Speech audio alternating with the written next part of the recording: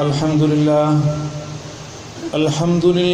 रब्बिल आलमीन वस्सलातु वस्सलामु अला रसूलिहिल अमीन। अऊज़ु बिल्लाहि मिनश शैतानिर रजीम। बिस्मिल्लाहिर रहमानिर रहीम। इन्नल्लज़ीना क़ालू रब्बुनल्लाहु सुम्मा इस्तक़ामू ततनज़्ज़लु अलैहिमुल मलाइकतु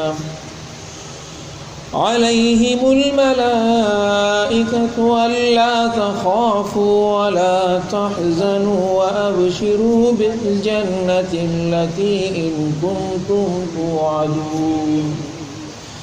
सदक़ल्लाहु मौलानल अज़ीम व सदक़ रसूलुहुन नबियुल करीम व नहनु अला ज़ालिका मिनश शाहिदीन शाकिरीन वल्हम्दुलिल्लाहि रब्बिल आलमीन।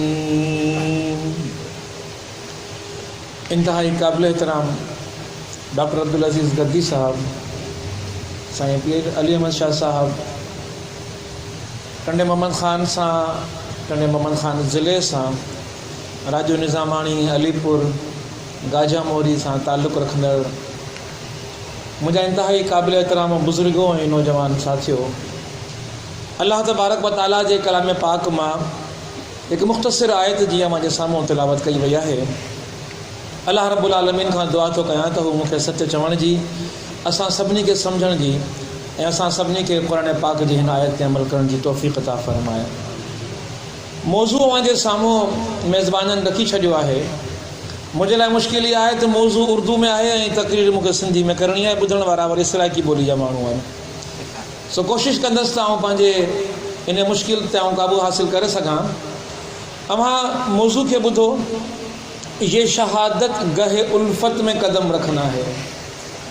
शहादत जी लफ़्ज़ी माना गवाही ॾियणु आहे ऐं जेको इन गवाही जे मयार ते पूरो लही वञे उनखे शहीद चइबो आहे। ये शहादत गहे उल्फत, उल्फत मोहब्बत मां निकितो आहे।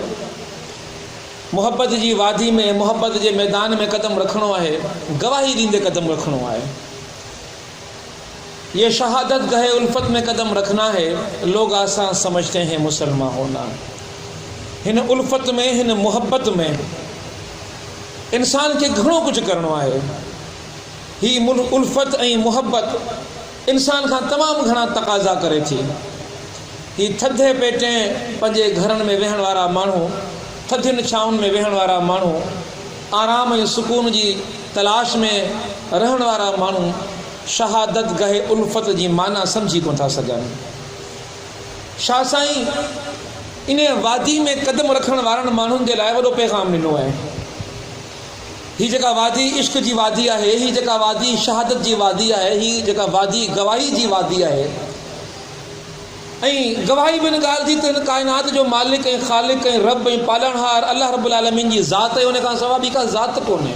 इहा गवाही ॾियणु ऐं इहा गवाही वरी उन्हनि माण्हुनि जे साम्हूं ॾियणु जेके पंहिंजो पाण खे वक़्त जा ख़ुदा सम्झनि, वक़्त जा मालिक सम्झनि, पंहिंजो पाण खे उन वक़्त जे लिहाज़ खां हाकिम सम्झनि, आका सम्झनि ऐं जिन जे साम्हूं, जिन जे जबर जे साम्हूं, जिन जे ज़ुल्म जे साम्हूं को माण्हू इहो तसवुरु नथो करे सघे त का ज़बान हुननि जी कुछे बि सघे साम्हूं त तूं ग़लति थो चवीं, हक़ ॻाल्हि हीअ आहे, सच ॻाल्हि हीअ आहे। पर ख़ुदा रब सुंहिंजे लाल फरमाए थो त जेको मुंहिंजी ज़ात ते यकीन रखण वारो आहे, जेको मूंखे सुञाणण वारो आहे, जे मूंखे सुञाणे वरितो, जे पंहिंजे नफ़्स खे सुञाणे वरितो, मन आरफ़ नफ़्सहू, जे पंहिंजे नफ़्स खे सुञाणे वरितो, उन पंहिंजे रब खे सुञाणे वरितो। त रब खे सुञाणण वारा माण्हू, रब सां मोहब्बत, रब सां उल्फत, रब सां आशिक़ी जी दावा करण वारा माण्हू, इहे माण्हू उहे माण्हू न आहिनि जेके मुसलमानी खे वरी सोलो सम्झंदा हुजनि। पोइ उन्हनि जे लाइ मुसलमानी सोली न आहे। ही पाकिस्तान में 20 करोड़ माण्हू रहनि था, 20 करोड़ माण्हुनि जी ज़िंदगी असांजे साम्हूं आहे। ही ताज़ो हिकिड़ो इंटरव्यू छपियो आहे, यूसुफ योहन्ना कंहिं दौर में क्रिकेटर हूंदो, उहो मुसलमान थी वियो हुयो, हाणे मोहम्मद यूसुफ नालो रखियईं। उन खां कंहिं माण्हू पुछो त मुसलमान कीअं थिए? मुंहिंजे लाइ मुसलमान ऐं काफ़र ऐं ईसाई हिंदू में को फ़र्क़ु ई कोन हो। छाकाणि जो लाहौर में आउं रहंदो हुउसि, लाहौर में मुसलमान छोकिरनि सां गॾु क्रिकेट खेॾंदुसि, मुसलमान छोकिरनि जी ज़िंदगी साॻी मुंहिंजी ज़िंदगी। जेको हू खाईंदा हुआसीं आऊं खाईंदुसि, जेको हू पींदा हुआसीं आऊं पींदुसि, जेका हुननि जी पसंदि हुई सा मुंहिंजी पसंदि हुई, जेका हुननि जी नापसंदीदगी हुई सा मुंहिंजी नापसंदीदगी हुई। मुंहिंजी ज़िंदगी में हुननि जी ज़िंदगी में को फ़र्क़ु ई कोन्हे, इन करे मुस्लमान थियण ऐं ईसाई रहण में मुंहिंजे लाइ को फ़र्क़ु ई कोन्हे। हाँ, पोइ छो मुस्लमान थियसि इहा ॻाल्हि पोइ जी ॻाल्हि आहे, पर ज़िंदगी जो हिकिड़ो वॾो अरसो मूं पंहिंजो पाण खे इन तब्दीली जे लाइ जेको तयारु न कयो, उन जो कसूरवार आऊं न हुउसि। इहे मुस्लमान हुआ जिन मुस्लमाननि जी ज़िंदगी में असां ईसाई जी ज़िंदगी में को फ़र्क़ु ई कोन हो। ये शहादत गए उल्फत में कदम रखना है, लोग आसां समझते हैं मुसलमान होना। हुनजे चइनी पासे उहे माण्हू मौजूदु हुआ जिन माण्हुनि इहो सम्झो त बसि मुसलमानी इहा आहे, कलमो ला इलाहा इल्लल्लाह मुहम्मद रसूलुल्लाह पढ़ो ऐं उन खां पोइ घरनि में वञी वेही रहो, बसि तव्हांजी जेका ज़िंदगी उहा ज़िंदगी असुल में इस्लामी ज़िंदगी आहे। उन इस्लामी ज़िंदगी जा जेके मयारात आहिनि, तक़ाज़ाऊं आहिनि, उहे बिल्कुलु मुख़्तलिफ़ आहिनि। जंहिं आका नामदार हज़रत मुहम्मद मुस्तफ़ा सल्लल्लाहु अलैहि वसल्लम जे साम्हूं ख़ुदा पंहिंजो तारुफ़ थो पेश करे, इक़रा बिस्मि रब्बिकल्लज़ी ख़लक़ ख़लक़ल इंसान मिन अलक़ इक़रा व रब्बुकल अकरमुल्लज़ी अल्लम बिल क़लम अल्लमल इंसान मा लम यअलम। ख़ुदा पंहिंजे पैगम्बर जे साम्हूं पंहिंजो तारुफ़ थो रखे त तूं उन पालणहार रब जे तरफ़ां कंहिं वॾे इनाम जो हक़दार बणिजी वियो आहीं, जो रब काइनात तोखे हिकिड़े ख़ासि कम जे लाइ मख़सूस फरमाए छॾियो आहे। हीअ जेका वही तोॾे आई आहे, इन वही खे तूं पढ़, इन वही खे तूं ॿुध, इन वही खे तूं सम्झ, इन रब जी रबूबियत खे तूं सम्झ, उन रब जी हक़ीक़त खे तूं सम्झ। ऐं जॾहिं आका नामदार हज़रत मुहम्मद मुस्तफ़ा सल्लल्लाहु अलैहि वसल्लम उन हक़ीक़त खे सम्झल हुआ, इन वही जे इंतज़ार मंझि हुआ, इन तलाश मंझि हुआ त काइनात जी हक़ीक़त गवाही ॾेई रही आहे त हीअ बुत इहे ख़ुदा नथा थी सघनि, ये बैतुल्लाह जे अंदरि, ये काबतुल्लाह शरीफ जे अंदरि, ये तवाफ़, ये बुत, ये ख़ुदा नथा थी सघनि। ख़ुदा जी हस्ती का ॿी हस्ती आहे, ख़ुदा जो वजूद को ॿियो वजूद आहे। उन ख़ुदा जी तलाश में मोहम्मद मुस्तफ़ा सल्लल्लाहु अलैहि वसल्लम गारनि जो रुख़ कंदा हुआ, सोचे वीचार कंदा हुआ, तव्हांजो हक़ीक़त साम्हूं खुली अची वई हली। ऐं जॾहिं उहा हक़ीक़त साम्हूं खुली अची वई हली त पोइ रब काइनात जो हुकुम आहे, या अय्युहल मुद्दसिर क़ुम फअंज़िर व रब्बक फकब्बिर व सियाबक फतहिर व रुज़ फअजुर वला तमनुन तस्तक्सिर व लिरब्बिक फस्बिर। हिन कलमे जी हक़ीक़त अव्हांजे साम्हूं आश्कार थी वञे हली, ख़ुदा जी हक़ीक़त तव्हांजे साम्हूं आश्कार थी वञे हली, ख़ुदि तव्हांजी हक़ीक़त तव्हांजे साम्हूं आश्कार थी वञे हली, अव्हांखे ख़बर पइजी वञे त तव्हां हिन दुनिया जे अंदरि छो आहियो ऐं तव्हांखे छो पैदा कयो वियो आहे, त उन हक़ीक़त जे इल्मु थियण खां पोइ हिकिड़ी घड़ी बि तव्हांखे पंहिंजे बिस्तर ते आराम सां न आहे वेठो। या अय्युहल मुद्दसिर, ए ओड़े लेटण वारा, ए ओड़े वेहण वारा, या अय्युहल मुज़्ज़म्मिल, को मुठी बि। ऐं कंहिं मुफ़स्सिरिन कुम लफ़्ज़ जी सुहिणी माना कई आहे त आका नामदार हज़रत मुहम्मद मुस्तफ़ा सल्लल्लाहु अलैहि वसल्लम जेकॾहिं ॾिठो वञे त आम माना जे लिहाज़ खां कंहिं वॾे महाज़ ते मौजूदु न हुआ। अञा हिकिड़ी वही आई आहे, अञा सिर्फ़ु घर जे चंद भातियुनि चंद दोस्तनि जे साम्हूं ज़िक्र थियो आहे त हीअ रब काइनात जी वही आई आहे, रब काइनात जो पैगाम आयो आहे, रब काइनात कंहिं कम जे लाइ मुंतख़िब फरमायो आहे। त हाणे उन खां पोइ कहिड़ो मसइलो आहे जो माण्हू सुम्हे न, माण्हू लेटे न, पंहिंजे घर में वेहे न, चादरूं ओढ़े न। मुफ़स्सिर फरमाईंदा त इन कुम जी माना इहा आहे त इहा शहादत गहे उल्फत में कदम रखना है। हाणे अव्हांखे पंहिंजो पाण खे उथारे बीहारणो आहे, को मुठी बीहो, ऐं कुम माना बीहण, साम्हूं करणु, मुक़ाबिलो करणु, सीनो साइण, कुफर जी ताक़तुनि जे साम्हूं, ज़ुल्म जी ताक़तुनि जे साम्हूं, जाबिरनि जे साम्हूं, वक़्त जे ख़ुदाउनि जे साम्हूं तव्हां पंहिंजो पाण खे उथारे बीहारो। वरी मुफ़स्सिर इहो बि लिखंदा त ॾिसो हालात कहिड़ा आहिनि। उहो मके जो मुआशिरो, उहो ज़ुल्म जो मुआशिरो आहे, जबर जो मुआशिरो आहे, जिथे ख़ुदा रब ज़ुलजलाल जी वहदानियत जो ऐलान करणु उन मुआशिरे जे अंदरि पंहिंजो पाण खे उन्हनि माण्हुनि खे दावत ॾियण जे मुतरादिफ़ आहे त तव्हां सभ जा सभु अचो अची मुंहिंजे मथां ज़ुल्म कयो।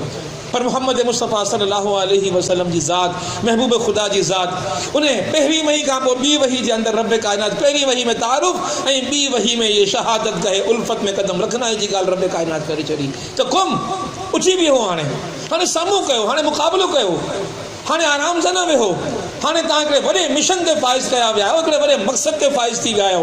इहो कलमो जेको ला इलाहा इल्लल्लाह मुहम्मदुर रसूलुल्लाह, इहो हिकिड़ो अहद आहे, हिकिड़ो वाइदो आहे, हिकिड़ो यकीन आहे, हिकिड़ो ईमान आहे। ऐं इन ईमान जे नसीब थियण खां पोइ इहा सुकून जी ज़िंदगी, इन जो हाणे तसवुरु कोन्हे, हाणे आराम जी ज़िंदगी जो तसवुरु कोन्हे। इन करे छा साईं फरमायो त इहो कलमो जंहिंमहिल तूं पढ़ी थो त इन कलमे जे पढ़ण खां पोइ उन गहे उल्फत वारी जेका तक़ाज़ा आहे, उन मुहबत जी जेका तक़ाज़ा आहे, उन तक़ाज़ा खे सम्झण जी तूं कोशिशि कर। शाह साईं हिकिड़ा ग़ैरतमंद शाइर आहिनि। शाह साईं कॾहिं सुहिणी खे न ॻायो हूंदो, इन करे जो सुहिणी जेकॾहिं दिलि ते वेही पंहिंजे महबूब सां मिलण थी वञे त ॻाइण जहिड़ी ॻाल्हि कान्हे। पर हिकिड़े इस्तेमार जे तौर ते हिकिड़ो मिसाल ॾियण जे लाइ शाह साईं फरमायो त अञा तो मुंहिंजा कख छुटे रत निकिरे, तूं एतिरो त नाज़ुक आहीं जो कख तोखे छुहे थो तो मां रत निकिरी थो पवे। अञा तो मुंहिंजा कख छुहे रत निकिरे, मुंहं में महबूबनि जा की झलींदे घा, सो तूं कुॼाड़ा सिकण जूं सधूं करी।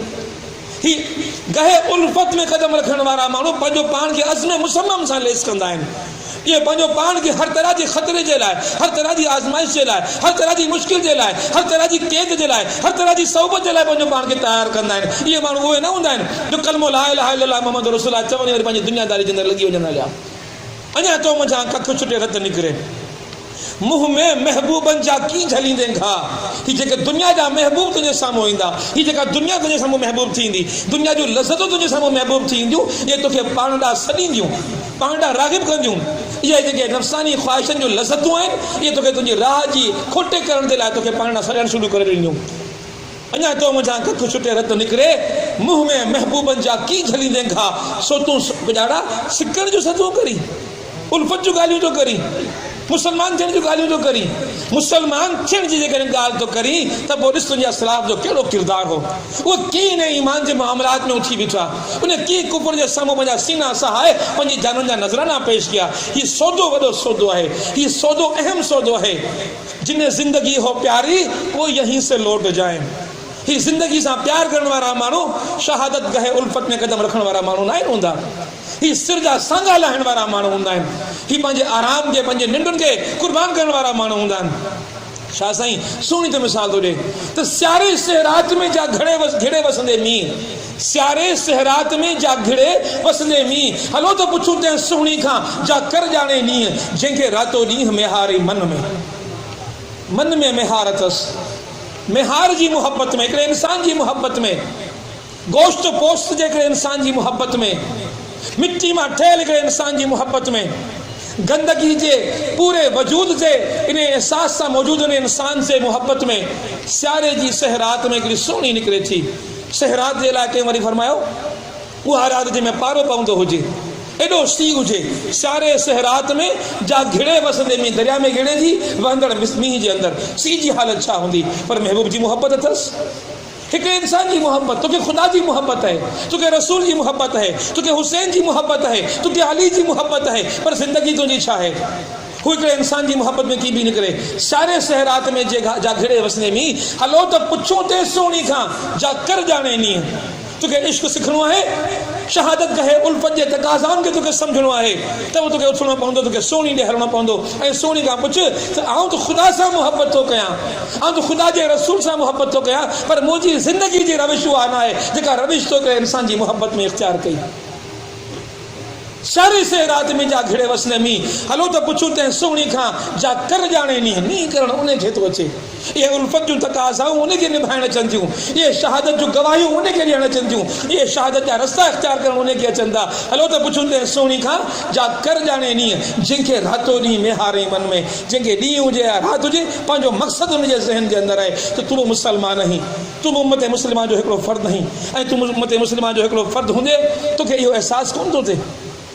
शाह साईं फरमाए थो, सूरे मरी सोब खे त दिलि जा वहम विसार, ये वहम कढ त मरी पवंदसि, ये वहम कढ त मुंहिंजा कारोबार जा घाटा थी पवंदा, ये वहम कढ त पुलिस चढ़ाई कंदी, ये वहम कढ त क़ैद थी वेंदसि हलियो, ये वहम कढ त दुनिया मूंखां वेंदी हली, ये दुनिया जी लोभ ऐं लालच, ये सभु शयूं कढ। सूरे मरी सोब खे त दिलि जा वहम विसार, हण भाला विड़ भाकुरे आॾी ढाल मढार, मथां तेग तरार मार त मतारो थिए।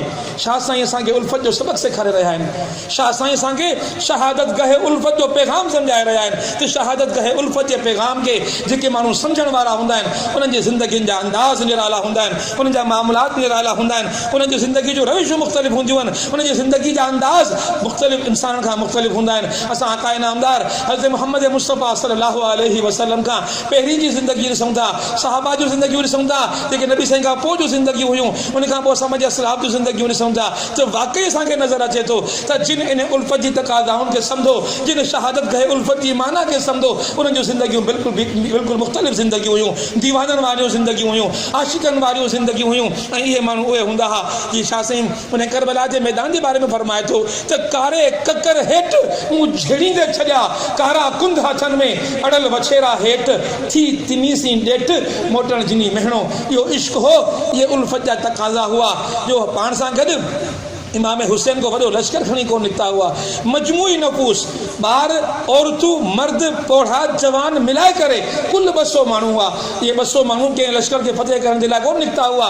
इहे मके खां निकिता हुआ, इहे इराक वञी रहिया हुआ, कूफे वञी रहिया हुआ, जिथां दोस्तनि जा पैगाम आया हुआ। असां बेत छा कयूं, 40,000 माण्हुनि बेत कई हुई इमाम हुसैन जे हथ ते, इमाम हुसैन जे मोकिलियल कासिद जे हथ ते, हज़रत अकील जे हथ ते, त जेकॾहिं तव्हां असां वटि आयो असां तव्हांजो साथ ॾींदासीं। पर मामलो छा थियो, उहे कूफे वारा उन्हनि खे इहा ॻाल्हि सम्झ में कान आई हुई त ये शहादत गहे उल्फत में कदम रखना है। लोग आसान समझते हैं मुसलमान होना, मुसलमान थियण जे लाइ ज़रूरी ॻाल्हि इहा आहे त पोइ उबैदुल्लाह बिन ज़ियाद अचे ऐं अची इहो चए कूफे वारनि खे त जंहिं बि कबीले जा माण्हू इमाम हुसैन सां मिली विया हुआ, उन कबीले जे सरदार खे आउं क़तल करे छॾंदुसि। सरदारनि वञी पंहिंजी बिरादरनि खे चयो ख़बरदार को इमाम हुसैन जो साथ ॾींदो, जेकॾहिं कंहिं साथ ॾींदो आउं उनखे न छॾंदुसि। ज़िंदगियूं प्यारियूं थी वियूं हलियूं, मक़सदु प्यारो न रहियो, मक़सदु प्यारो न रहियो। शहादत गए उल्फत जे मक़सद खे सम्झी न सघिया, शहादत गए उल्फत जे मक़सद खे सम्झी न सघिया। इमाम हुसैन खे करबला जे मैदान में अकेलो छॾे बीह रहिया। इहे शहादत गए उल्फत जे मक़सद खे सम्झी सघनि हा। इन मक़सद खे सम्झण वारा माण्हू जेकॾहिं उन दौर में मौजूदु हुजनि हा त इमाम हुसैन खे ईअं अकेलो न छॾनि हा। इमाम हुसैन हिकिड़े मक़सद जो नालो आहे। इमाम हुसैन इन शेर जी मिसदाक, ये शहादत गए उल्फत में कदम रखना है, लोग आसान समझते हैं मुसलमान होना। इहो मुसलमान थियणु खुदा ते यकीन रखण जी ॻाल्हि आहे। इहो मुसलमान थियणु खुदा खे सम्झण जी ॻाल्हि आहे। इहो मुसलमान थियणु खुदा ते ईमान आणण जी ॻाल्हि आहे। इहो मुसलमान थियणु खुदा जी हक़ीक़त खे सम्झण जी ॻाल्हि आहे। इहो मुसलमान थियणु खुदा जी बंदगी में अचण जी ॻाल्हि आहे। इहो मुसलमान थियणु खुदा जी अताअत जो नालो आहे। इहो मुसलमान थियणु पंहिंजी हक़ीक़त खे सम्झण जो नालो आहे। ऐं जंहिं दौर में बि कंहिं बि इंसान इन मुसलमान थियण जी हक़ीक़त खे सम्झो आहे, उनजी ज़िंदगी जा असांखे अंदाज़ निराला नज़र अचनि था। असां ॾिसूं था त मूसा अलैहिस्सलाम आहिनि, मूसा अलैहिस्सलाम खे रब्बे कायनात हुन हुकुम ॾिनो त वञ फ़िरौन जी दरबार में ऐं फ़िरौन जे साम्हूं वञी इहा ॻाल्हि पेश कर त इन कायनात जो मालिक ख़ालिक रब्बे कायनात जी ज़ात आहे। ए फ़िरौन जेकॾहिं तूं इहो चईं थो त आउं इन कायनात जो मालिक आहियां, आउं ख़ुदा आहियां, त तूं उनखे वञी ॿुधा। हाणे तव्हां ॾिसो ये शहादत गए उल्फत में कदम रखना है, लोग आसान समझते हैं मुसलमान होना। मूसा अलैहिस्सलाम ख़ुदा जी बंदगी जो ऐलान करे छॾियो हो, ख़ुदा जी बंदगी में अचण जो ऐलान करे छॾियो हो, ख़ुदा जी बानप में अचण जो ऐलान करे छॾियो।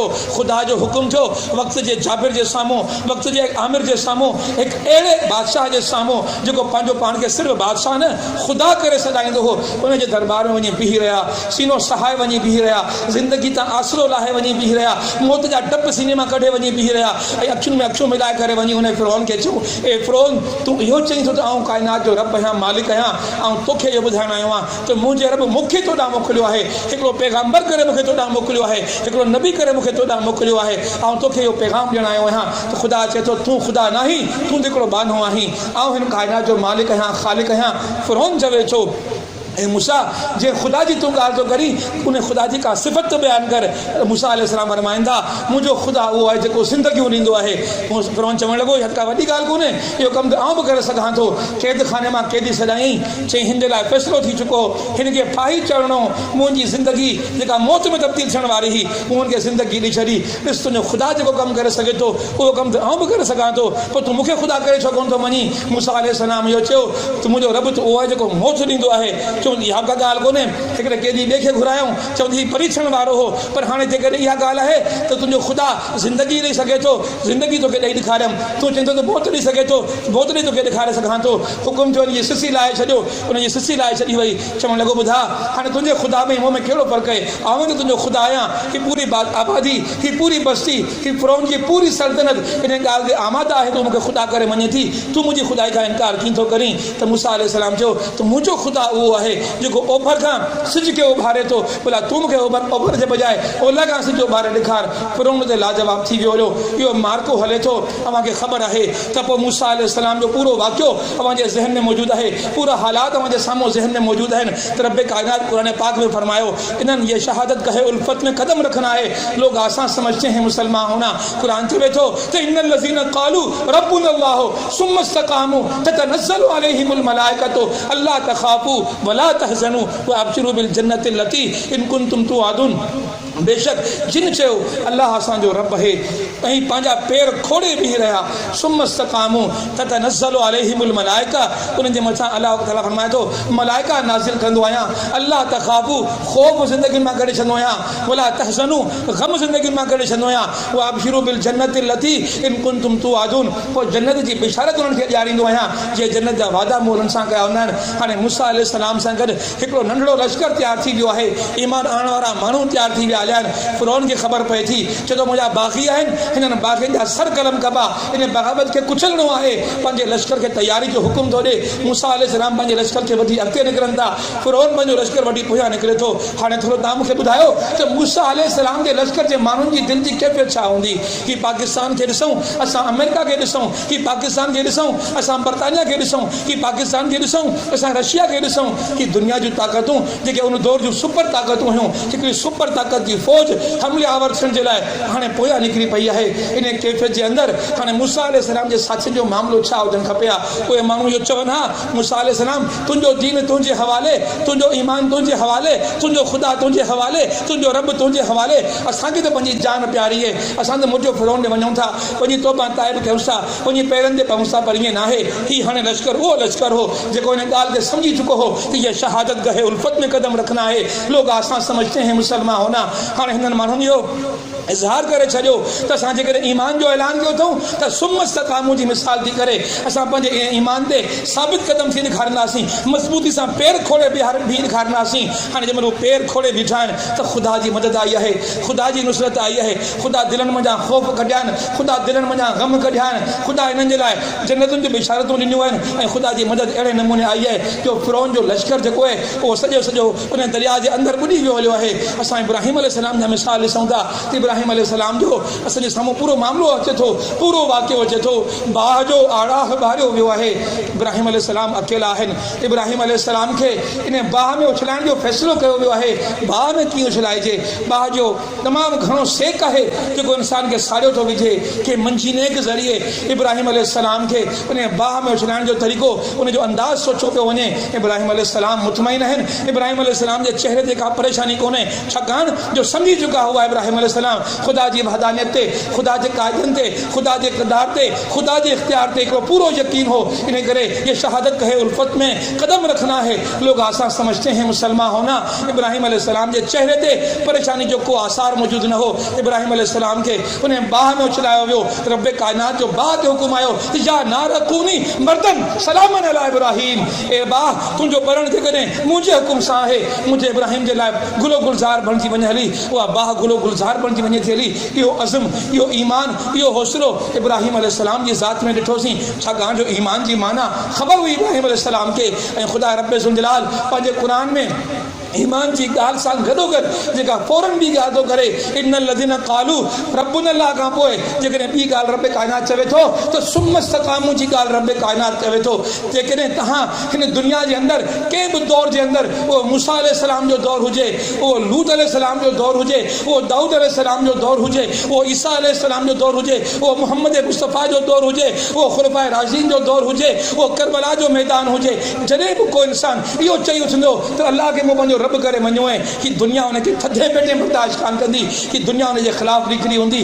थधे पेटे जेकॾहिं दुनिया असांखे क़बूल करे वञे हली त दुनिया जी तारीख़ इहा ॿुधाए थी, सम्झी वञो तव्हांजे ईमान जो मयार शायदि उहो ईमान न आहे जो कुफर खे तव्हांजे ईमाननि मां को ख़ौफ़ कोन थो महसूसु थिए। असां ॾिसूं था अॼुकल्ह असांजे रोहिंग्या, कि पाकिस्तान खां घणो पंधु ते कोन्हे, कि रोहिंग्या हिकिड़ो नंढो इलाइक़ो आहे, उन रोहिंग्या जे इलाइक़े में के थोरा मुस्लमान आहिनि, के 20-25 लख मुस्लमान आहिनि। उन्हनि मुस्लमाननि में एॾी क़ुवत मौजूदु न आहे जो उन पूरे रोहिंग्या जी 5 लख फ़ौज जो मुक़ाबिलो करे सघनि। ही वीचारा मिस्कीन आहिनि, ही वीचारा ग़रीब आहिनि, ही पंहिंजनि इलाइक़नि में रहणु चाहिनि था, पर इन कलमे सां गॾु रहणु चाहिनि था, ला इलाहा इल्लल्लाह मुहम्मदुर रसूलुल्लाह। पर कुफ्र वारनि खे ख़बर आहे, कुफ्र जे ऐवाननि खे ख़बर आहे, हक़ और बातिल जी कशमकश इन ईमान जो मुक़द्दर आहे। जॾहिं तव्हां ईमान जो ऐलान कंदो, जॾहिं तव्हां ईमान जो इक़रार कंदो, जॾहिं तव्हां ख़ुदा जे दीन जी ॻाल्हि कंदो, जॾहिं तव्हां ख़ुदा जे दीन जी बालादस्ती जी ॻाल्हि कंदो, जॾहिं बि तव्हां अल्लाह जी ज़मीन ते अल्लाह जे कानून जी ॻाल्हि कंदो, जॾहिं तव्हां दुनिया जे ख़ुदानि जे मुक़ाबले में ख़ुदा जी ख़ुदाई जी ॻाल्हि कंदो,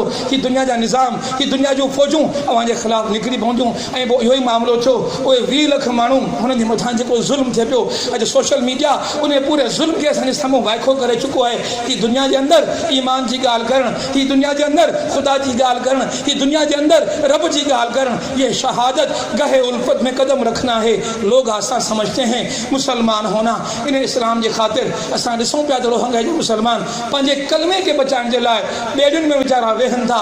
उहे ॿेड़ियुनि में एतिरा माण्हू रहियो था वञनि, उहे ॿेड़ियूं बुॾियूं थी वञनि हलियूं, पंहिंजे घरनि खे छॾनि था, पंहिंजे घाटनि खे छॾनि था, पंहिंजे बचनि खे गॾु खणनि था, मासूम बचड़नि खे असां कुसंदो ॾिसूं था। दुनिया जी तारीख़ इहा आहे कि इन कलमे ला इलाहा इल्लल्लाह जे अंदरि इहा क़ुवत मौजूदु आहे। कुफ्र बि इहा ॻाल्हि महसूसु करे थो त जेकॾहिं इन कलमे खे मञण वारा माण्हू सचा थी करे इन कलमे खे पकड़े बीही रहिया त इन दुनिया जे अंदरि इन इस्लाम जी अबलाग खे, इन इस्लाम जी बालादस्ती खे, इन इस्लाम जे इनक़लाब खे केर बि कोन थो रोके सघे। उन्हनि 20 लख माण्हुनि मां उहा पूरी रोहिंग्या जी हुकूमत परेशान आहे, 5 लख हुकूमत परेशान आहे। इहे 20,000 माण्हू, इहे 20 लख माण्हू जेकॾहिं वाकई इन कलमे जे निफ़ाज़ जे लाइ उथी बि रहिया, इनक़लाब जे लाइ उथी बि रहिया, त इन रोहिंग्या जी हुकूमत खे थरथलो ऐं ख़तरो महसूसु थी सघे थो। इन करे उन्हनि मुसलमाननि जी उते नस्ल कशी कई थी वञे। असां ॻाल्हि इहा करणु चाहियूं था, ईमान जे अंदरि इहा ॻाल्हि रखियल आहे, ईमान के अंदर यह फितरत रखेला है। इस्लाम की फितरत में कुदरत ने लचक रखी है, जितना इसे दबाओगे उतना ही ये उभरेगा। ये इस्लाम की गाल है। इस्लाम के दौर में, जैब दौर में जनेब इन इस्लाम के दबाइण की गाल कही वही है, इन इस्लाम के मिटाइण की गाल कही वही है, तो असांजे साम्हूं इहा हक़ीक़त अचे थी त इन इस्लाम के मिटाइण वारा माण्हू, इन इस्लाम के हिटाइण वारा माण्हू, इन इस्लाम जा मुखालिफ़ माण्हू, इन इस्लाम जी दुश्मन क़ुवतूं ऐं कॾहिं बि इन इस्लामी क़ुवतुनि खे बर्दाश्त कोन कंदियूं आहिनि, कॾहिं बि इस्लामी कौल खे, इस्लामी कलमे खे बर्दाश्त करण जे लाइ तयारु कोन हूंदियूं आहिनि। कल्हो की ताज़ी ख़बर आहे त क़ौम मुतहिदा जे अंदरि इन्हनि 20 लख माण्हुनि जे लाइ उन्हनि ते थींदड़ ज़ुल्म जे ख़िलाफ़ आवाज़ उथारियो वियो त चीन बि मुखालिफ़त करे बीह रहियो, रूस बि मुखालिफ़त करे बीह रहियो त न, इन रोहिंग्या जे ख़िलाफ़, इन मुल्क जे ख़िलाफ़ का बि पाबंदी न लॻाई वञे। इन्हनि पाबंदियुनि जे लाइ इख़्तिलाफ़ जी ॻाल्हि उते कई वई, उनजी मुखालिफ़त जी ॻाल्हि उते कई वई। असां महसूसु कयूं था त दुनिया जी ॻाल्हि जे बारे में जेका असांजे आका ॻाल्हि कई, अल कुफ्रो मिल्लतुन वाहिदा, अल कुफ्रो मिल्लतुन वाहिदा, हीउ कुफ्र जेको आहे इहो मिल्लतुन वाहिदा हूंदो आहे। इहो इस्लाम खे थधे पेटे बर्दाश्त न कंदो, छाकाणि जो ख़ुदा इन ई करे क़ुरान पाक में फरमायो त इन लदीन क़ालू रब्बुन अल्लाह सुम्मा इस्तक़ामू, जेकॾहिं तव्हां चओ था अल्लाह असांजो रब आहे त पंहिंजो पाण खे इन कलमे जे लाइ पोइ तयारु करे छॾो, सम्झी छॾो दुनिया दुश्मन थी वेंदी हली, सम्झी छॾो इन कलमे खे बर्दाश्त करणु कोन, दुनिया कलमे खे बर्दाश्त कोन कंदी। असां दुनिया जी तारीख़ में ॾिठोसीं, सुमैया रज़ी अल्लाह ताला अन्हा खे ॾिठोसीं, हिकिड़ी ॿुढड़ी औरत खे ॾिठोसीं, हिकिड़ी कमज़ोर औरत खे ॾिठोसीं, हिकिड़ी हबशी ग़ुलाम औरत खे ॾिठोसीं। उन औरत में का ताक़त न हुई, पर मके जे उन मुआशरे जे अंदरि जंहिंमहिल उहा चए वेठी त ला इलाहा इल्लल्लाह मुहम्मदुर रसूलुल्लाह, त पोइ मामिलो इहो थी थो वञे, ये कुफ्र जा वॾा वॾा सरदार ये सभु या सभु उथी बीहनि था ऐं चवनि था ए सुमैया तूं में हेतिरी हिमत की थी वई, तूं ग़ुलाम ही, ग़ुलामनि खे इख़्तियार कॾहिं खां मिली वियो हलियो, जो ग़ुलाम उथी करे इहो चवे त मूंखे पंहिंजे आका जो दीन क़बूल कोन्हे, मूंखे पंहिंजे आका जो धर्म क़बूल कोन्हे, मूंखे पंहिंजे आका जा अक़ीदा क़बूल कोन्हनि, मूंखे पंहिंजे आका जो मज़हब क़बूल कोन्हे, तोखे पंहिंजे मज़हब तां फिरणो पवंदो, तोखे पंहिंजो इन कलमे तां फिरणो पवंदो। पर सुमैया रज़ी अल्लाह ताला अन्हा इन ॻाल्हि खे सम्झंदी हुई त ये शहादत कहे उल्फत में कदम रखना है। लोग आसान समझते हैं मुसलमान होना, उन आसान न समझो मुसलमान थियण खे, उहो पंहिंजो पाण खे इन्हनि आज़माइशुनि जे लाइ तयारु करे बीह रही हुई। तारीख़ जा वाक़ियात ॿुधाइनि था, सुमैया रज़ी अल्लाह ताला अन्हा आहे, अम्मार रज़ी अल्लाह ताला अन्हु आहे, हज़रत यासिर रज़ी अल्लाह ताला अन्हु आहे। हिकिड़े घर जा 3 भाई भाती आहिनि, हिकिड़ी ज़ाल आहे, हिकिड़ो मुड़ुसु आहे, हिकिड़ो ॿारु आहे। इहे 3 ॼणा आहिनि ऐं 3 माण्हुनि जे मथां ज़ुल्म जे लाइ काफ़िरनि जो हिकिड़ो अंबार आहे, हिकिड़ो पूरो जथो आहे, सरदार हुननि में मौजूदु आहिनि। मुतालबो इहो आहे कलमे खां इनकार कर, पर उहा सम्झी चुकी हुई ये शहादत गहे उल्फत में कदम रखना है, गवाही ॾेई चुकी हुई, सुञाणे चुकी हुई, हक़ीक़त खे महसूसु करे चुकी हुई। चवणु लॻी त आउं इनकार थी कयां, आउं तव्हांजी ॻाल्हि नथी सम्झां, आउं तव्हांजी ॻाल्हि नथी मञां। कुफर जे साम्हूं इनकार कयईं। तेल आंदो वियो, तेल जिस्म ते मखियो वियो त जीअं धुप जे अंदरि तपंदड़ धुप जे अंदरि तपंदड़ वारी जे मथां बिछड़ सुमैया रज़ी अल्लाह ताला अन्हा खे इहा तकलीफ़ अचे, संदसि मासूम ॿारड़े खे उहा तकलीफ़ अचे, संदसि मुड़ुस खे उहा तकलीफ़ अचे कि पंहिंजी ॻाल्हि तां फिरी वञनि हलिया, पंहिंजे अक़ीदे तां फिरी वञनि हलिया, पंहिंजे ईमान तां फिरी वञनि हलिया। पर सुमैया रज़ी अल्लाह ताला अन्हा केतिरा ॾींहं इहा तकलीफ़ बर्दाश्त करे थी। हाणे उहे ॾिसनि था हिन तकलीफ़ खे ॾिण खां पोइ बि ही पंहिंजे ईमान खां इनकार करण जे लाइ तयारु न आहे। लोह जा संग रांधा वञनि था, ज़ंजीरूं आंदियूं वञनि थियूं, जिस्म खे लोह सां संगरनि सां ज़ंजीरनि सां जकड़ियो वञे थो त जीअं लोह तपे ऐं गरम थिए ऐं जिस्म खे ॾंभे, उहो जिस्म खे ॾंभ मिलनि पिया। मुतालबो इहो आहे इन कलमे खां इनकार कर। पर सुमैया रज़ी अल्लाह ताला अन्हा जो जवाबु इहो आहे ला इलाहा इल्लल्लाह मुहम्मदुर रसूलुल्लाह। इहो जेको कलमो पढ़ी चुकी आहे, ये शहादत गहे उल्फत में कदम रखी चुकी आहे, मुसलमानी जी हक़ीक़त खे सम्झी चुकी आहे, ईमान जी हक़ीक़त खे सम्झी चुकी आहे। इन करे इनकार कयईं तव्हांजा इहे ज़ुल्म, तव्हांजा इहे इस्तबदाद, तव्हांजो इन इहे सौबतूं आउं बर्दाश्त करण जे लाइ तयारु आहियां। थोरो मंज़र ॾिसो, दिलि जी निगाहुनि सां उन सहरा में अची बीहो ऐं ॾिसो सुमैया रज़ी अल्लाह ताला अन्हा सां छा पियो थिए, हज़रत यासिर सां छा पियो थिए, हज़रत अम्मार सां छा पियो थिए। अबू जहल अचे वधे थो, पंहिंजी बरछी खणे थो, सुमैया रज़ी अल्लाह ताला अन्हा जे जिस्म में खुपे छॾे थो। सुमैया रज़ी अल्लाह ताला अन्हा तड़पी तड़पी उते मरण पियूं। ॿुधायो त पुट जी कैफ़ियत छा हूंदी, ॿुधायो त मुड़ुस जी कैफ़ियत छा हूंदी कि कमज़ोर हुजनि हा। ये शहादत गहे उल्फत जी हक़ीक़त खे सम्झण वारा न हुजनि हा, ओॾीमहिल ई हथ ॿधनि हा। ए अबू जहल असां तुंहिंजी ॻाल्हि मञीसीं, हाणे तूं जीअं चओ तीअं कंदासीं। रुख मटाईंदनि था, पुछजे थो उन्हनि खां कयो ख़बर तव्हांजो बि साॻियो हशर कजे जेको हशर असां सुमैया रज़ी अल्लाह ताला अन्हा जो कयो आहे। जवाबु मिले थो असां हर आज़माइश ते पंहिंजो पाण खे पूरे लहण जे लाइ पंहिंजो पाण खे तयारु कयो बीठा आहियूं। जेको असांजा हशर तव्हां करणु चाहियो था, जेको सुमैया रज़ी अल्लाह ताला अन्हा जो हशर कयो थो, तव्हां भले उहो हशर असांजो कयो। असां ईमान तां फिरण वारा न आहियूं। हक़ीक़त इहा आहे त दीन खे क़बूल करण वारा माण्हू ज़हनी तौर ते, अक़ली तौर ते, शऊरी तौर ते, सम्झ जे लिहाज़ खां इन ॻाल्हि खे सम्झी वठंदा आहिनि त दीन जी राहुनि ते हलणु इहो सोलो कमु न आहे। दीन जी राहुनि ते हलण जे लाइ कुर्बानियूं ॾियणियूं पवंदियूं आहिनि। असां ॾिसूं था कि बिलाल हबशी रज़ी अल्लाह ताला अन्हु आहे, उन इस्लाम क़बूल कयो आहे। हबश जो आहे कारो आहे, घुंघरियल वार अथसि, सांवरी रंगत अथसि ऐं मुंहिंजे जिस्म में तमामु हिकिड़ो नही में कमज़ोर जिस्म जो इंसानु आहे। उहो बि चए थो त मूं इस्लाम क़बूल कयो, उहो बि चए थो त ला इलाहा इल्लल्लाह मुहम्मदुर रसूलुल्लाह। मुसलमान थियो आहे। मुसलमान थियणु सवलो न आहे, ये शहादत गहे उल्फत में कदम रखना है। लोग आसान समझते हैं मुसलमान होना, काफ़िरनि खे ख़बर थी पए बिलाल हबशी खे वठी था अचनि तपनड़ सहरा जे अंदरि। बिलाल हबशी खे तपनड़ वारी जे मथां लेटाइनि था, वॾो पथर खणी सीने ते रखनि था ऐं वरी कन ॾेई ॿुधनि था त बिलाल हबशी छा पियो चवे। बिलाल हबशी जो नारो इहो ई आहे अल्लाहु अहद अल्लाहु अहद अल्लाहु अहद। हाणे ॾिसनि था त बिलाल हबशी मञण वारो न आहे। हिन ईमान में कहिड़ी हक़ीक़त आहे, हिन ईमान में कहिड़ी हलावत आहे, हिन ईमान में कहिड़ो लुत्फ़ आहे जेको हिकिड़ो भेरो ला इलाहा इल्लल्लाह मुहम्मदुर रसूलुल्लाह चवे थो, उनजी ज़िंदगी जो रंग तब्दील थी थो वञे। डपु उनखे कोन थो लॻे, ख़ौफ़ उनखे कोन थो अचे, लालच उनखे कान थी अचे। ज़माने जा कि समूरा मामला ऐं हरबा उनजे साम्हूं नाकाम थी था वञनि हलिया। बिलाल हबशी खे वठी था अचनि। बिलाल हबशी जी ॻिची में रसो ॿधनि था। मके जे ओबाश नौजवाननि जे हथनि में उहो रसो ॾिनो थो वञे त हाणे बिलाल हबशी खे मके जी वादियुनि में गहरो की हालत मके जी उन्हनि झिटियुनि ॾिठी, हिन आसमान ॾिठी, हिन ज़मीन ॾिठी। अल्लाहु अहद जी पुकार आहे जेका बिलाल हबशी जी ज़बान ते आहे। ऐं मके जा ओबाश छोकिरा, ओबाश नौजवान हज़रत बिलाल हबशी खे मके जी उन्हनि झिटियुनि में गहरींदा वञनि पिया। ज़बान खे बदकलिमात अथनि, जिस्म ते तशद्दुद कंदा हलनि पिया। बिलाल हबशी खे सज़ा ॾिनी वञे पई जो हुन इस्लाम जी ॻाल्हि कई आहे, हुन ईमान जी ॻाल्हि कई आहे। इहो ईमान क़बूल करणु सवलो न आहे।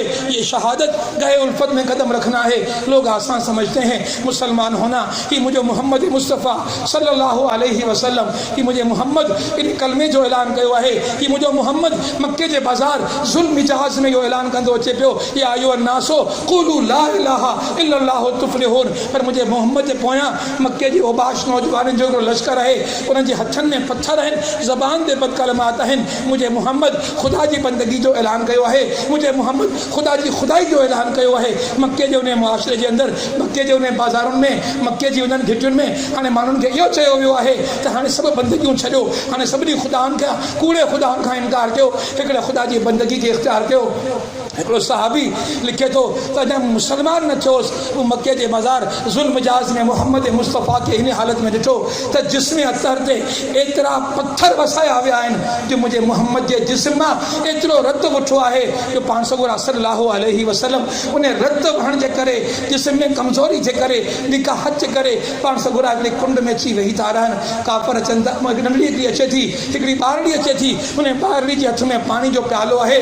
उहो पाणी जो प्यालो पाण सॻोरनि सल्लल्लाहु अलैहि वसल्लम जे हथनि में हले थी। पाण सॻोरा उन पाणी जे प्याले खे पंहिंजनि चपनि मुबारकनि ते आणनि था, हिकिड़ो ढुक वात में भरे गुरड़ी कनि था त वात मां जेको पाणी निकितो आहे सॼो रत में रेटो निकितो आहे। हाणे पाण सॻोरनि खे ॿाहुनि मां पकिड़े उथारे बीहारण जी कोशिशि करे थी। पाण सॻोरा उथण जी कोशिशि कनि था, पर जिस्म मां एतिरो रत वठो आहे, एतिरी कमज़ोरी थी वई आहे, पाण सॻोरा उथी न आहिनि सघिया। हाणे नंढड़ी ॿारड़ी चए थी त बाबा साईं, जेकॾहिं मके जा ई माण्हू अवां जी ॻाल्हि नथा मञनि, हिननि खे हिननि जे हाल ते छॾे ॾियो। शायदि नंढड़ी खे ख़बर न हुई कि ये शहादत गहे उल्फत में कदम रखना है। लोग आसान समझते हैं मुसलमान होना, मुसलमान थिया आहियूं, ये तकलीफ़ूं ईंदियूं, ये आज़माइशूं ईंदियूं, ये सोबतूं ईंदियूं, ये रुकावटूं ईंदियूं, ये क़ैदूं ईंदियूं, ये फटका ईंदा, ये कोड़ा ईंदा, ये तलवारूं हलंदियूं। या ईमान वारनि खे ख़बर आहे मुंहिंजे मोहम्मद मुस्तफ़ा सल्लल्लाहु अलैहि वसल्लम इहा ॻाल्हि ॿुधी पंहिंजे चपनि तां उन पाणी जे प्याले खे लाहे हेठि रखियो ऐं पंहिंजी नंढी खे ॿुधायूं कि पैगाम तो न आहे ॿुधो मुंहिंजे रब जो पैगाम, या अय्युहल मुद्दसिर कुम फअंज़िर व रब्बक फकब्बिर व सियाबक फतहिर व रुज्ज़ फहजुर। मुंहिंजे रब जो मूंखे हुकुम आहे, मूंखे निकिरणो आहे। मुंहिंजो मोहब्बत थो चए, मुंहिंजे रब जो मूंखे हुकुम आहे, मूंखे निकिरणो आहे। मुंहिंजो क़ुर अॼु मूंखे अव्हां खे सभिनी खे चए पियो, असां सभिनी खे निकिरणो आहे रब जे हुकुम तहत, पर असां मां निकिरण जे लाइ तयारु कोन आहे। असां करबला जी ॻाल्हि था कयूं, करबला जे मैदान जी ॻाल्हि था कयूं, पर करबला खां अॻु में ई असांखे मके जे अंदरि करबला नज़र अचे थो कि मुंहिंजा मोहम्मद बैतुल्लाह शरीफ़ जे अंदरि मौजूदु आहिनि। बैतुल्लाह शरीफ़ जी कंहिं दीवार खे कंहिं भित खे ठेक ॾियो वेठा आहिनि। एतिरे में ख़ब्बाब बिन अर्त रज़ियल्लाहु ताला अन्हु अचनि था, या रसूल ख़ुदा, तव्हां महबूब ख़ुदा आहियो, हथु खणो, रब काइनात खां दुआ कयो त रब काइनात जी नुसरत अचे, रब काइनात जी मदद अचे, त जीअं असांजे मथां ही ॾमड़, ही ज़ुल्म, ही तकलीफ़ूं, ही आज़माइशूं, ही मुसीबतूं ख़तमु थी वञनि हलियूं। उन खां पोइ ख़ब्बाब बिन अर्त रज़ियल्लाहु ताला अन्हु पंहिंजे पुठनि तां उहो चोलो लाहे मोहम्मद मुस्तफ़ा सल्लल्लाहु अलैहि वसल्लम खे ॾेखारनि था त जिस्म जे अंदरि, पुठनि जे अंदरि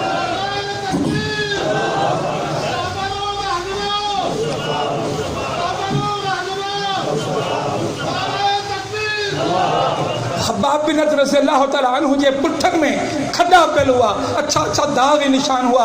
चवणु लॻा या रसूल ख़ुदा कि काफ़र मूंखे मैदान में वठी वेंदा हुआ, कोयला दुखियल कोयला, ॿरंदड़ कोयला उहे उते रखिया वेंदा हुआ, उन्हनि ॿरंदड़ दुखियल कोयलनि जे मथां मुंहिंजा पुठा रखिया वेंदा हुआ।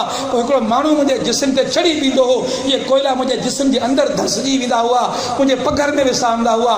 मुंहिंजे मथां एतिरो ज़ुल्म कयो वियो आहे या रसूल ख़ुदा। हाणे तव्हां रब काइनात खां दुआ कयो, पाण सॻोरा ॻाल्हि ॿुधनि था, टेक छॾे सिधा थी वेहनि था ऐं फरमाईंदा आहे ख़ब्बाब, छा तोखे ख़बर न आहे त असां खां अॻु में जेके माण्हू गुज़रिया आहिनि उन्हनि जा अधु जिस्म मिटी जे अंदरि पूॼा वेंदा हुआ, पोइ आरियूं खणी उन्हनि जे जिस्मनि जा अधु कया वेंदा हुआ, लोह जे चंबनि सां जिस्मनि तां खलियूं लाथियूं वेंदियूं हुयूं, पर इन जे बावजूदि उहे आज़माइशुनि ते पूरा लथा, छाकाणि जो उहे इन हक़ीक़त खे सम्झी चुका हुआ ये शहादत गहे उल्फत में कदम रखना है। लोग आसान समझते हैं मुसलमान होना।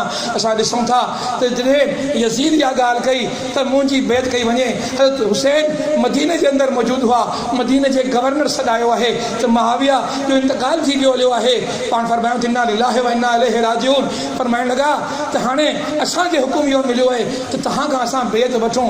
फरमाइण लॻा त हुसैन कंहिं बंदि कमरे जे अंदरि वेही बैत जो ऐलान न कंदो, उते मुसलमाननि जो ॿार आहे, जेकॾहिं आउं इहा बैत कंदुसि त खुले मैदान में कंदुसि, मूंखे मोहलत ॾिनी वञे। पाण मदीने मां निकिरनि था, मके अचनि था, मके में अची इरादो कनि था त मूंखे इहा यज़ीद जी इहा फरमाइश, यज़ीद जो इहो मुतालबो क़बूल न आहे, छाकाणि जो इहो मुतालबो उन निज़ाम ॾांहुं वापसी जो मुतालबो आहे जंहिं निज़ाम खे मिटाइण जे लाइ मोहम्मद मुस्तफ़ा सल्लल्लाहु अलैहि वसल्लम हिन दुनिया जे अंदरि आया हुआ। कि उहो निज़ाम ॿीहर आणणु थो चाहे यज़ीद, जंहिं निज़ाम जे तहत इन दुनिया जे अंदरि ज़ुल्म थींदो हो, जंहिं निज़ाम खे मिटाइण जे लाइ सुमैया शहीद थी हुई, जंहिं निज़ाम खे मिटाइण जे लाइ जाफ़र बिन तैयार शहीद थिया हुआ, जंहिं निज़ाम खे मिटाइण जे लाइ मुसअब बिन उमैर क़ुर्बानी ॾिनी हुई जंहिं निज़ाम खे मिटाइण जे लाइ सवें सहाबा तकलीफ़ूं ऐं क़ुर्बानियूं ॾिनियूं हुयूं। अॼु उन निज़ाम खे ॿीहर आंदो थो वञे। इहो निज़ाम हुसैन खे क़बूल न आहे। इहो निज़ाम इन करे क़बूल न आहे जो इहो नबी जे छॾियल निज़ाम जे बिल्कुलु ख़िलाफ़ आहे। शख़्सी हुकुमरानी क़ाइमु थिए पई, जेका ख़ुदा जी हुकुमरानी आहे, ख़ुदा जी ख़िलाफ़त वारो निज़ाम आहे, उन निज़ाम खे तब्दील कयो थो वञे। हाणे जेके मुसलमान हुआ, जेके ईमान जी हक़ीक़त खे सम्झंदा हुआ, जिन चयो हो इन्नल लज़ीना क़ालू रब्बुनल्लाह सुम्मा इस्तक़ामू, उहे इस्तक़ामत सां बीही रहिया। उन्हनि हुसैन अलैहिस्सलाम खे चयो, हुसैन रज़ियल्लाहु तआला अन्हु खे चयो, असां तव्हां सां गॾु आहियूं। 200 माण्हू गॾु निकिता आहिनि, करबला जे मैदान में अची बीठा आहिनि। करबला जे मैदान में मुतालबो हिकिड़ो ई आहे, यज़ीद ते बेअत कर, उबैदुल्लाह बिन ज़ियाद ते हली बेअत कर। इमाम हुसैन फरमाईंदा न, ऐं हली कंहिं बि सूरत जे अंदरि यज़ीद जी बेअत न कंदसि, छाकाणि जो नबी जे दीन खे उन दीन जे रस्ते तां लाहिण जो इहो निज़ाम आहे। इहा बैत दरअसल इन ॻाल्हि जी बैत आहे, उहो निज़ाम जेको मुहम्मद मुस्तफ़ा छॾे विया हुआ, उन निज़ाम जी बालादस्ती जी ॻाल्हि आहे। हुसैन इन ॻाल्हि खे क़बूल कोन थो करे सघे। ऐं पोइ इमाम हुसैन जो मामिलो तव्हांजे साम्हूं आहे।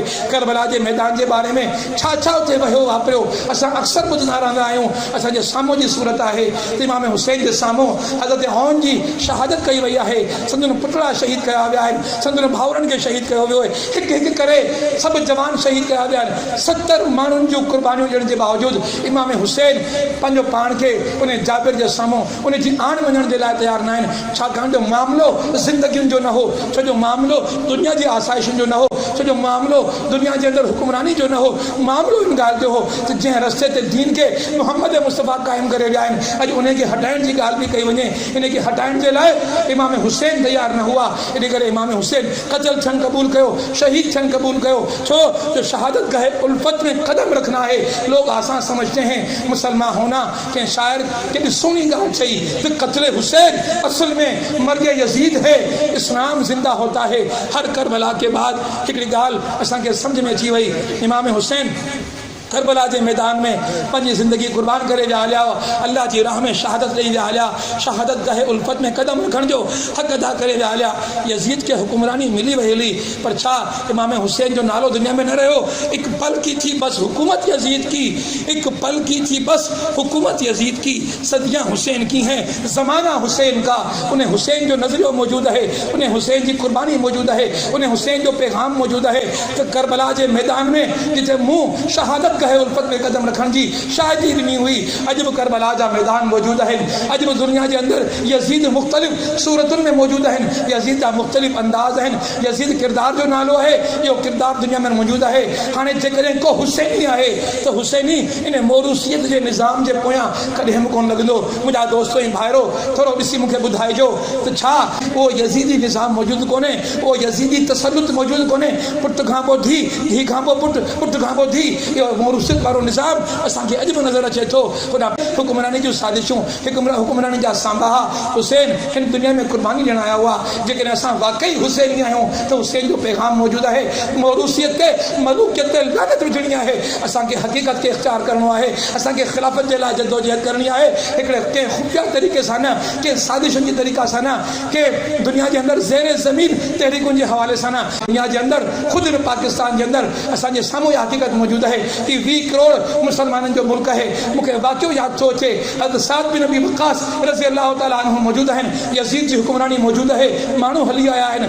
ऐं साद बिन अबी वक़ास जेकॾहिं अवां असां सां वाइदो कयो, असां 2 लख माण्हू अवां जी ज़ेरे कमान आणण जे लाइ तयारु आहियूं, अवां उथो ऐं यज़ीद जी हुकुमरानी खे ख़तमु कयो, असां अवां जो साथ ॾियण लाइ तयारु आहियूं। साद बिन वक़ास रज़ियल्लाहु तआला अन्हु जो हिकिड़ो तारीख़ी जुमिलो हो, ज़रूरु हुनखे यादि रखिजो, तरीक़ेकार तव्हांखे सम्झ में अची न वञो। साद बिन वक़ास रज़ियल्लाहु तआला फरमायो, मूंखे 20 लख तलवारूं न खपनि, मूंखे हिकिड़ी तलवार आणे ॾियो, हिकिड़ी तलवार, अहिड़ी तलवार आणे ॾियो जेका कंहिं मुसलमान जो रत न वहाए। जेकॾहिं अॼु आऊं इन सल्तनत में निकिरी पियसि, तलवार खणी निकिरी पियसि, पोइ यज़ीद जेकॾहिं 2 हथर कुछा हुआ ऐं आऊं जेकॾहिं ॾा कोन शुरू करे ॾियां त मुसलमान जी तलवार सां मुसलमान जो रत वहाइण, इहो साद बिन अबी वक़ास खे क़बूल न आहे। हा तब्दीली आणबी, हा इनकलाब आणबो, हिकमत अमली सां आणबो, ज़ेर ज़मीन तहरीकुनि सां न आणबो।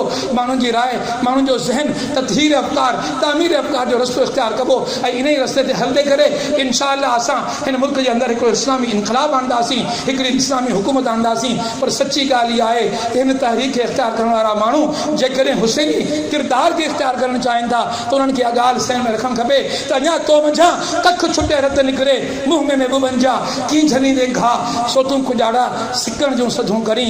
छा साईं फरमाया न सारे शहरात में जा घिरे वसंदे मींहुं हलो त पुछूं ते सोणी खां जा कर ॼाणे मींहुं जंहिंखे रातो ॾींहुं मेहारी मन में। इकबाल चयो आहे जलालो आतिशो बरको सिहाब पैदा कर अजल भी काब उठे वो शबाब पैदा कर तो इनकलाब की आमद का इंतजार न कर जो हो सके तो अभी इनकलाब पैदा कर। शाह साईं फरमाए बयान सूर्य मरी सोब खे त दिल जा वहम विसार हण भाला विड़ भाकुरे आदि ढाल मढार मथा तेग तरार मार्द मता रोथे यो पैगाम है करबला जो पैगाम है हुसैनियत जो पैगाम है पंहिंजो पान खे तैयार करणो आहे पंहिंजे जिस्म जे अंदरि मौजूद पंहिंजे जिस्म जे अंदरि जोड़ंदड़ पंहिंजे रत खे गरमाइणो आहे दावत जे मैदाननि में निकिरणो आहे तहरीक जे मैदाननि में निकिरणो आहे इस्लामी इनकलाब जे लाइ पंहिंजो पान खे तैयार करणो आहे। ही दावत जा मैदान असांजी आराम गाह हुजनि असांखे थधे पेठे घर में सुकून न अचे पंहिंजे आराम जा बिस्तरनि में सुकून न अचे असां निकिरी पऊं अल्लाह जी राह में निकिरी पऊं करबला जो मैदान सम्झी निकिरी पऊं हुसैन जो साथी